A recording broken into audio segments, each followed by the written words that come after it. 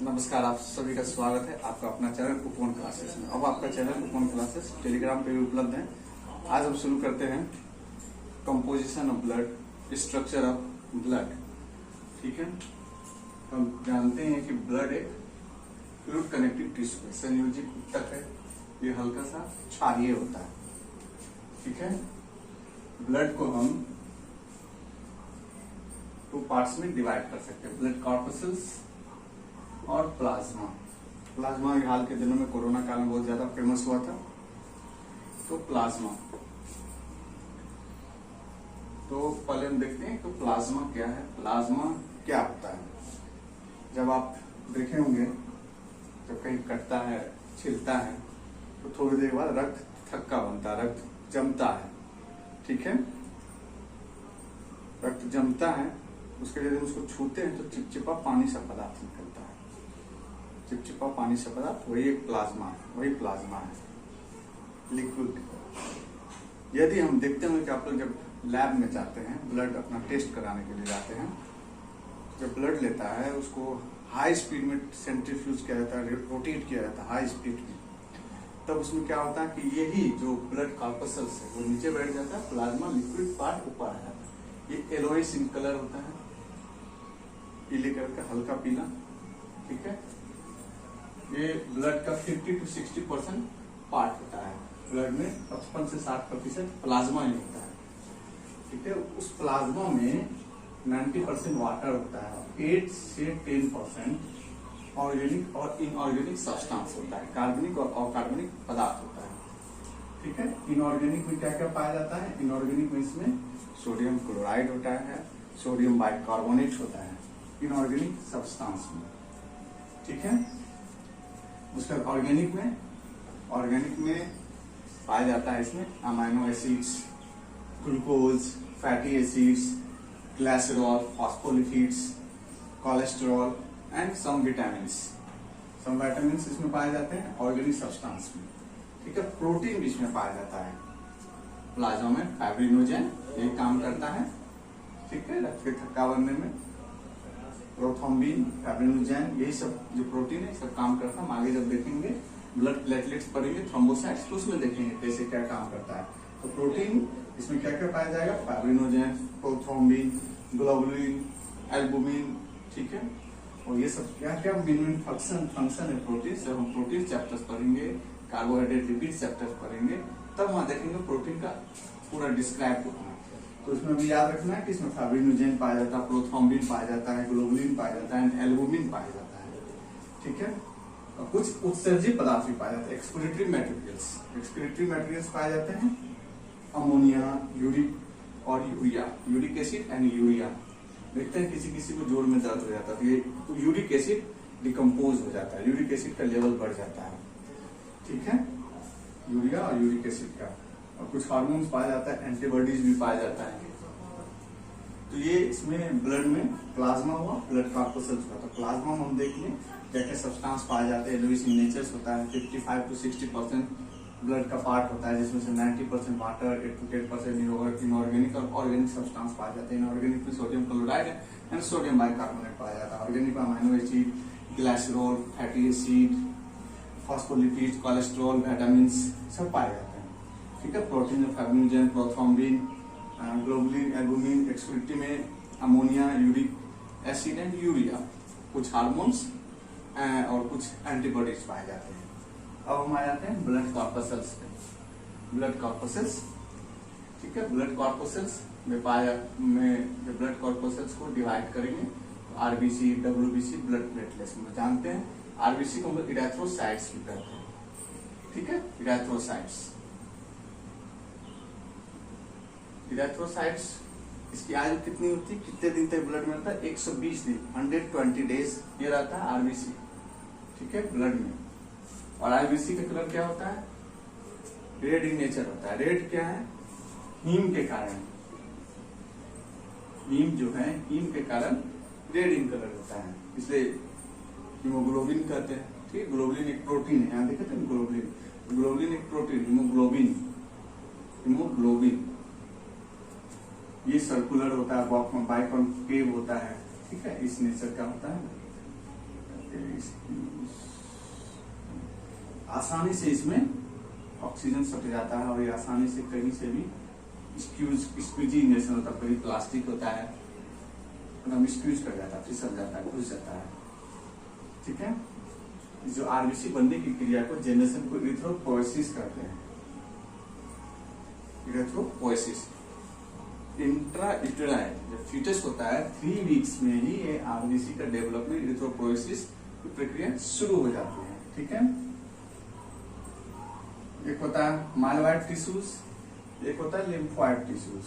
RBC में ही RBC myeloid tissue है, red blood cells RBM, red bone marrow, तो bone marrow होता है। ठीक है, उससे आरबीसी डेवलप होता है। ठीक है, और कुछ ग्रेनुलोसाइट्स भी डेवलप होते हैं। ग्रेनुलोसाइट्स हम यहाँ पढ़ेंगे,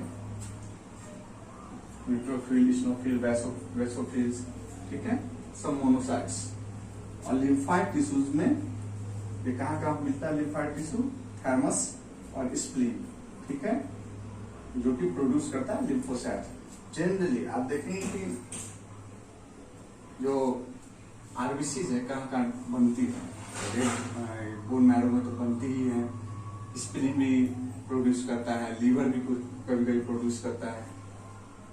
फीटल स्टेज में जो है bone marrow red and yellow in nature का होता है। बोन मैरो 2 टाइप्स का, रेड एंड येलो।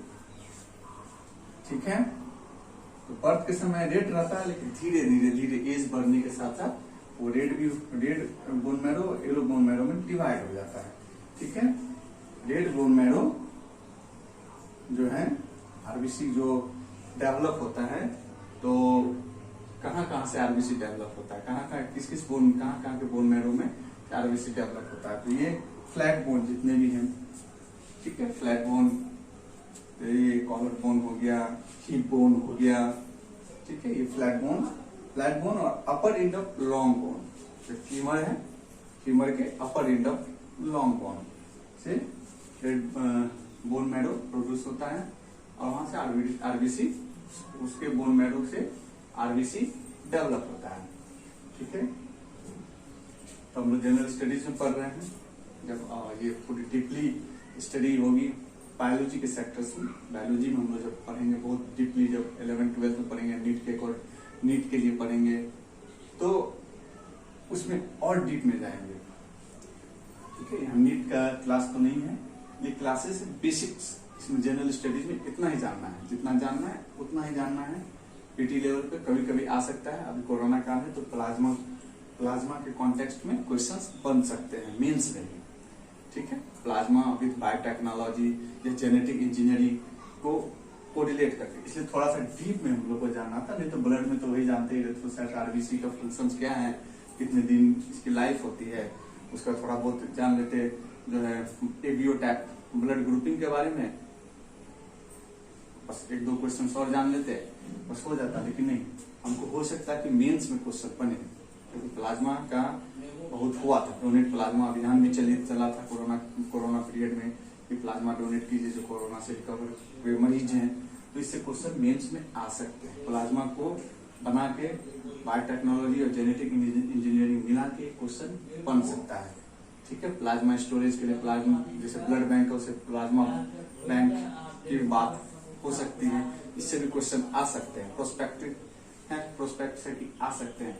ठीक है, 66वीं मेंस होगी उसमें भी आ सकता है, 67वीं है, या यूपीएससी कहीं भी मेंस होगा ये क्वेश्चन बन सकता है, या पीटी लेवल में भी ये क्वेश्चन बन सकता है प्लाज्मा से।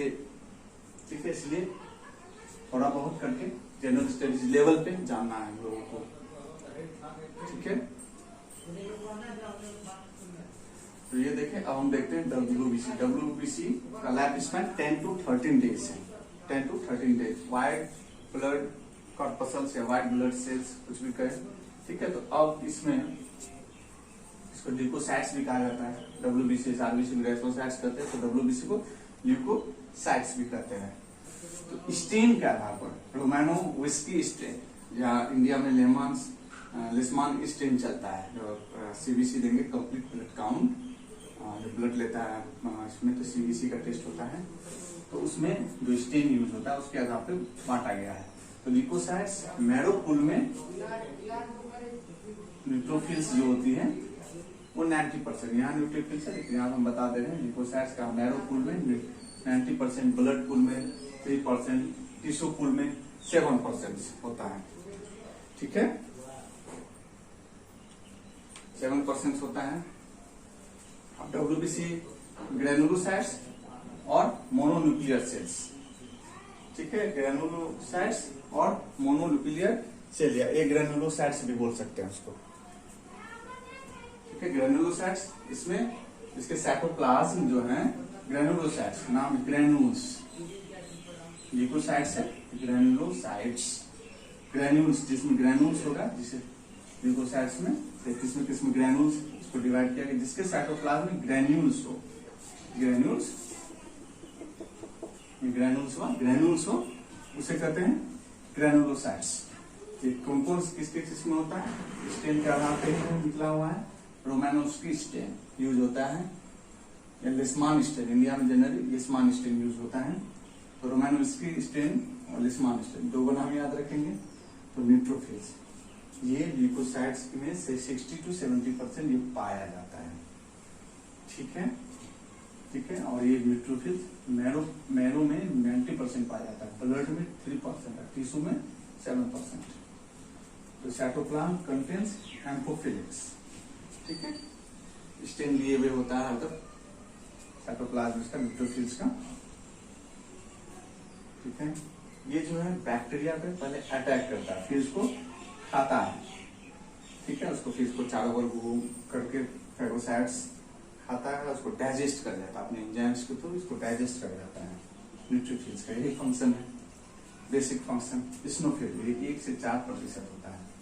ठीक है, साइटोप्लाज्म कंटेनिंग इस्नोफिलिक ग्रैन्यूल्स, साइटोप्लाज्म में इस्नोफिलिक ग्रैन्यूल्स होता है। इसका न्यूक्लियस बायलोब होता है। और देखिए एक चीज है कि आप देखते हैं कि जब सीबीसी काउंट करवाते हैं तो देख देता है न्यूट्रोफिल्स का रेंज इतना से इतना %। तो इसमें लोब भी होता है, ये लोब, इस लोब के काउंट के आधार पर हम लोग डिसाइड करते हैं। लेफ्ट साइड जब इसका लोब्स का ये हो जाता है, और राइट साइड। ठीक है, राइट साइड जब लोब का हो जाएगा न्यूट्रोफिल्स में तो इन्फ्लामेशन के कंडीशन होता है। ठीक है, वो इन्फ्लामेशन देखते होंगे, रेडनेस कुछ टीटी का रहता, रेड हो जाता है चारों ओर। इन्फ्लामेशन का मेन कंडीशन होता है जब लोग राइट साइड उसका शिफ्ट हो जाएगा न्यूट्रोफिल में, तो इन्फ्लामेशन का कंडीशन होगा, इन्फेक्शन का कंडीशन होगा। ठीक है, चलिए ये तो मेडिकल साइंस की बात है। नीट वाले बच्चे और अच्छे से पढ़ेंगे इसमें, बायोलॉजी के अच्छे से क्लासेस होगी तो उसमें आप पढ़ेंगे। तो ये जो न्यूक्लियस इसका बायलोब होता है, तो न्यूक्लियस होगा केंद्रक बायलोब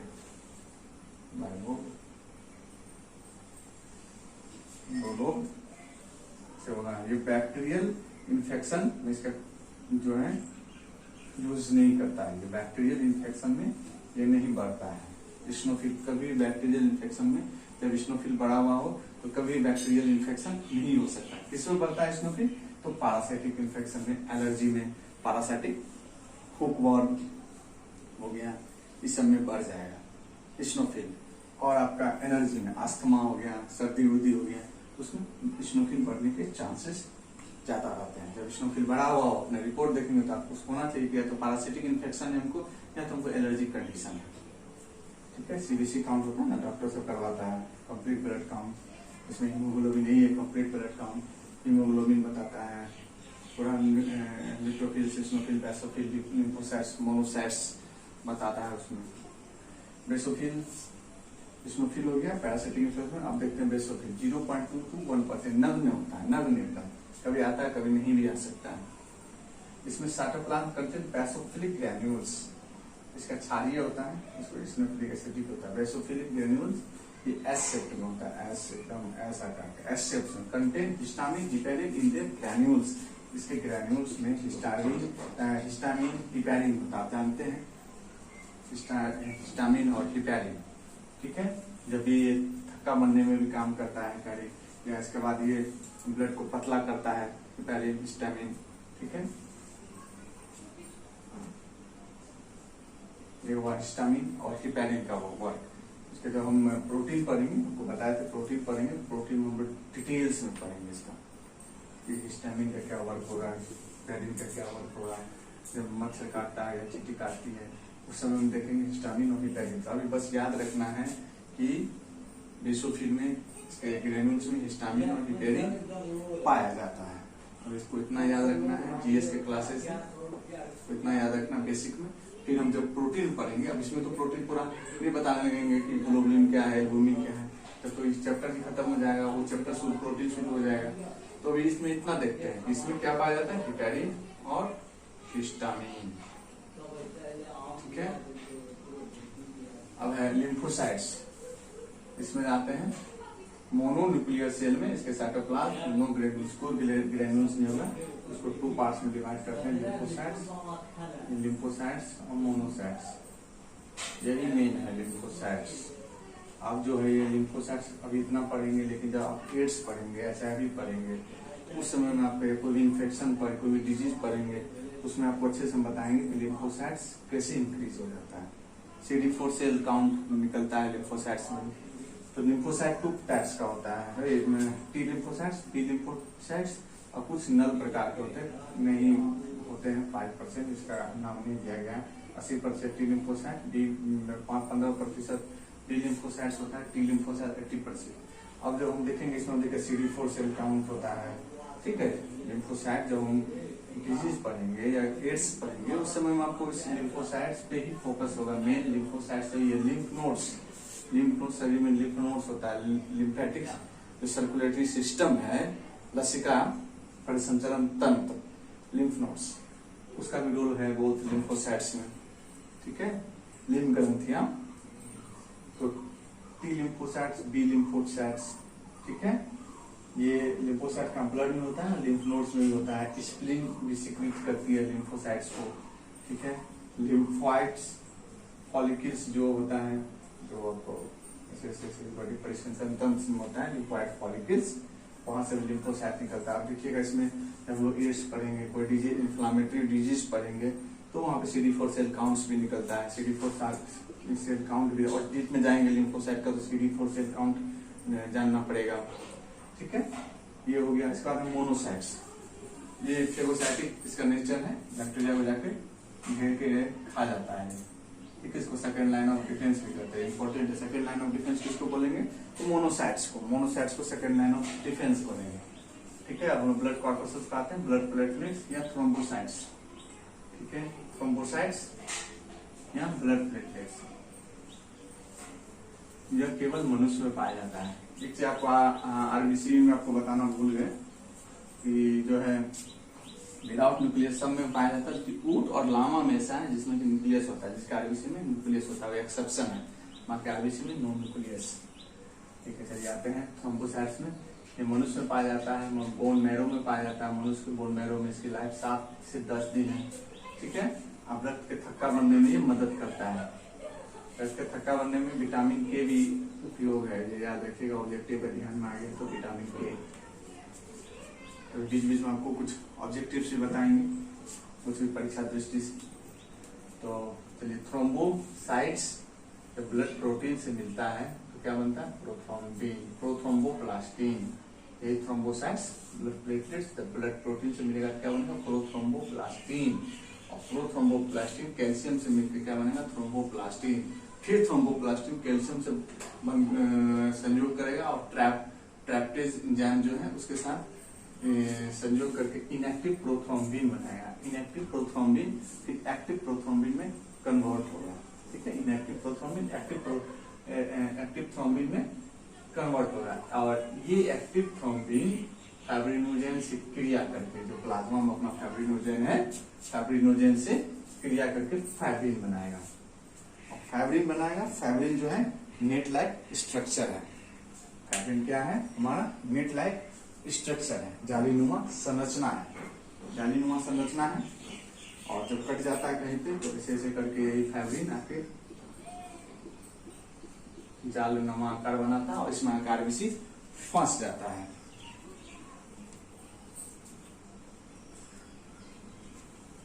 इसी फंसेगा और इससे जो है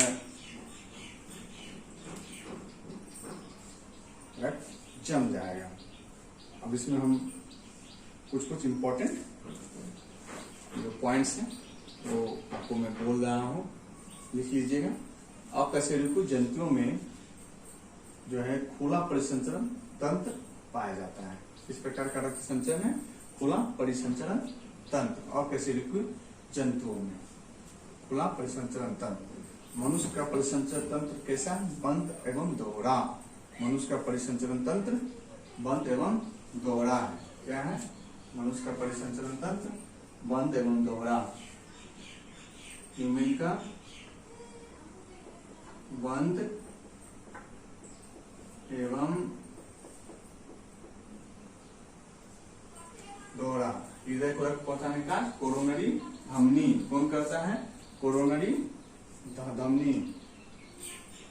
हृदय की धड़कन, संकुचन एवं शिथिलन, जब हट पड़ेंगे वहां भी और अच्छे से देखेंगे। ठीक है। हृदय धड़कन को नियंत्रित करने में किन हार्मोन की भूमिका होती है? तो सिर्फ एड्रेनलिन की नहीं, थायरोक्सिन और एड्रेनलिन की। आज से याद रखिएगा, थायरोक्सिन और एड्रेनलिन। हृदय गति को नियंत्रित करने में किस रासायनिक पदार्थ की भूमिका होती है? Carbon dioxide. रुधिर को वाहिनियों में जमने से रोकता है हिपैरिन। वही हिपैरिन जो कि बेसोफिल में पाया जाता है, हिस्टामिन और हिपैरिन। तो जो ये रक्त को थक्का बनने नहीं देता है, तो ब्लड ऐसे से मूवमेंट करेगा तो हरदम अपने जम जाएगा। लेकिन यही हिपैरिन, हिस्टामिन जो बेसोफिल में होता है, हिपैरिन, यही रक्त को थक्का बनने से उन्हें रोकता है कि रक्त थक्का नहीं बने। आरबीसी की संख्या किसी यंत्र से ज्ञात की जाती थी? हीमोसाइटोमीटर से। ठीक है, हीमोसाइटोमीटर। आप लोग लिखिए, तब तक बीच बीच में बोल रहा हूँ, पीछे हट गया हूँ, बोल दे रहा हूँ कि क्या क्या इंपॉर्टेंट पॉइंट है परीक्षा की दृष्टि से। इंपॉर्टेंट पॉइंट क्या क्या है आपके जो है एग्जाम पॉइंट ऑफ व्यू से, जनरल स्टडीज के ऑब्जेक्टिव पॉइंट ऑफ व्यू से। रुधिर प्लाज्मा में प्रोथ्रोम्बिन तथा फाइब्रिनोजेन प्रोटीन का निर्माण यकृत में किस विटामिन की सहायता से होता है? तो नैप्थोक्विनोन। किसके सहायता से? नैप्थोक्विनोन।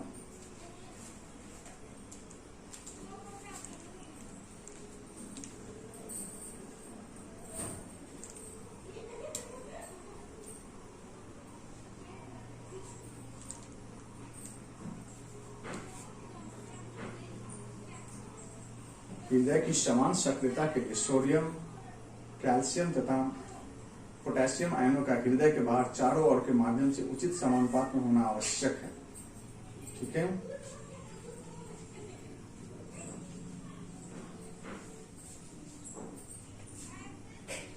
क्वेश्चन आया होगा 2014 जो पीपीसीएस में।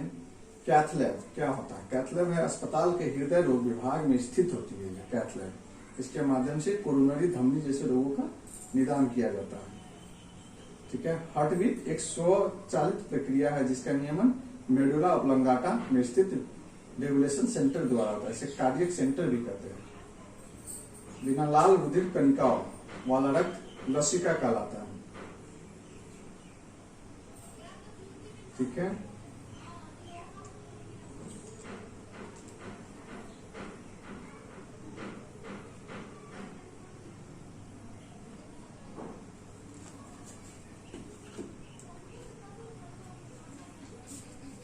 लिख लिया आप लोग। उसके बाद हम लोग पढ़ेंगे एवियोटैपिंग। क्या पढ़ेंगे?